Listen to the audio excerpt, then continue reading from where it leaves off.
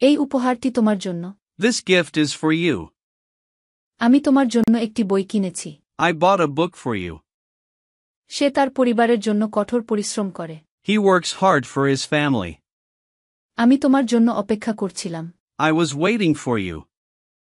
আমরা 2 ঘন্টার জন্য বিশ্রাম নিয়েছিলাম। We took a rest for 2 hours. এই কলমটি লেখার জন্য খুব ভালো।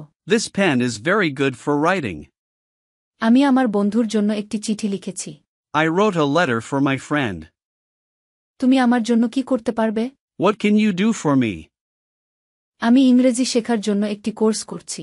I am taking a course for learning English. আমরা স্কুলের জন্য নতুন ইউনিফর্ম কিনলাম। We bought a new uniform for school. তুমি কি আমার জন্য একটু পানি আনতে পারবে? Can you bring some water for me? সে তার দেশের জন্য গর্ববোধ করে। He feels proud for his country. ইংরেজিতে ফ্লুয়েন্ট হতে স্পোকেন ইংলিশ কোর্সে এনরোল করুন। Online batch, 1-to-1 personal care, video lesson course. ভর্তির জন্য স্ক্রিনে দেয়া নাম্বারে ফোন করুন বা হোয়াটসঅ্যাপে মেসেজ করুন।